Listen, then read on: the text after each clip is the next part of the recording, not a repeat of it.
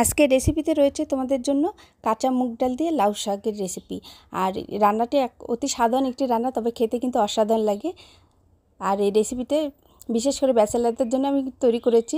ব্যাচেলাররা অনেক সময় শাকসবজি খেতে চায়, কিন্তু রান্না করার ভেজালে তারা খেতে পারে না। এটা কিন্তু খুব চটজলদি রান্না। তো আমি এখানে প্রেশার কুকারে ডালটা নিয়ে নিয়েছি। এখানে রয়েছে 250 গ্রাম কাঁচা মুগ ডাল। আর তোমরা চাইলে কিন্তু কড়াইয়ের মধ্যে দিতে পারো। তো আমার এদিকে কারেন্ট থাকছে না, এই জন্য তাড়াতাড়ি করে রান্নাটা শেষ করার জন্য, যেহেতু আমি ইন্ডাকশনে রান্না করি, এই জন্য প্রেশার কুকারে ডালটি বসিয়ে নিয়েছি। তা ডালটি এরকম ফাটা ফাটা করে নিতে হবে। ডাল কিন্তু একদমই গলে নেওয়া যাবে না। আমি জাস্ট দুটো কিন্তু সিটি দিয়েছি। কাঁচা মুগ ডাল খুব তাড়াতাড়ি কিন্তু সিদ্ধ হয়ে যায়। ঠিক এরকম ফাটা ফাটা করে নিতে হবে। একদম গলে গেলে কিন্তু খেতে কিন্তু অত ভালো লাগবে না। তো এখন লাউ শাকটা আমি আগেই ভালো করে ধুয়ে পরিষ্কার করে কেটে বেছে রেখে দিয়েছি।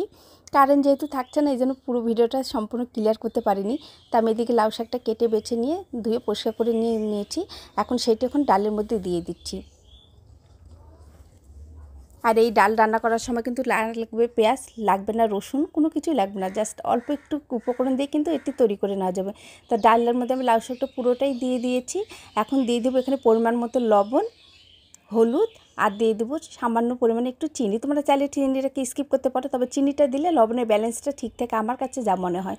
তো একটু টেস্টটা তো একটু হেরফের হয়, টেস্টও খুব ভালো আসে সামান্য একটু চিনি দেওয়ার কারণে।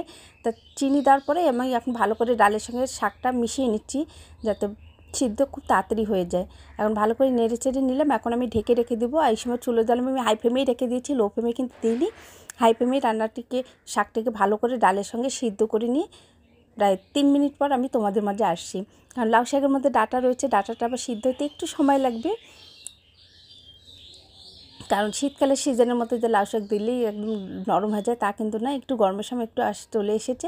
তো এখন লাউ শাকের ডাঁটাগুলো একটু সিদ্ধ হতে একটু সময় লাগে। তা ভালো করে এখন নেড়ে চেড়ে নিচ্ছি। আমি 3 মিনিট পর ঢাকনাটা উঠিয়ে নিলাম। এখন এটা আমি নামিয়ে রেখে দেবো, দিয়ে এখন ফোড়ন দেবো ডালের মধ্যে। যারা ফেসবুক পেজ থেকে দেখছো এখনও যে আমার পেজটিকে ফলো করে, প্লিজ পেজটিকে ফলো করে নিও। আর যারা অলরেডি পেজটিকে ফলো করছো তাদেরকে অসংখ্য অসংখ্য ধন্যবাদ। আমি এখানে রান্নার রেগুলার তেল দিয়ে দিলাম প্যানের মধ্যে। চাইলে তোমরা সর্ষের তেলও ব্যবহার করতে পারো। তেলটা ভালো করে নেড়ে চেড়ে নিচ্ছি। আর এখানে ফোড়নে দেখে দিচ্ছি আমি ফোড়নের মধ্যে কী কী নিয়েছি রাঁধুনি, জিরে, আর নিয়েছি 3টি শুকনো লঙ্কা আর একটি তেজপাতা। তা প্রথমে তেলটা গরম হয়ে গেছে, শুকনো লঙ্কাগুলো দিয়ে দিলাম। আর অবশ্যই শুকনো লঙ্কা কিন্তু একটু কেটে দিবে, আমি কিন্তু শুকনো লঙ্কা এখানে কেটে দিয়েছি। আর ডালের ফোড়নের সময় শুকনো লঙ্কা খুব লাল করে ভেজে নেবে, দেখবে খুব সুন্দর একটা স্মেল পাওয়া যায়। শুকনো লঙ্কাটা ভেজে নেওয়া হচ্ছে, আমি রাঁধুনি আর জিরেটা দিয়ে একটু ভেজে নিয়ে তারপর এরপর ডালটি ঢেলে দিচ্ছি।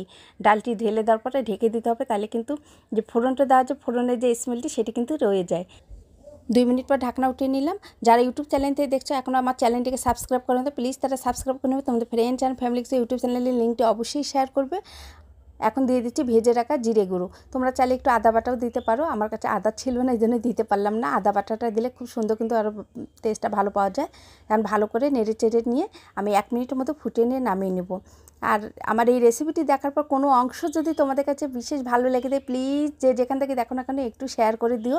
আর অবশ্যই একটি কমেন্ট করে দেবে কোথা থেকে দেখছো, তোমাকে শুভেচ্ছা বার্তা জানাতে আমার সুবিধা হবে।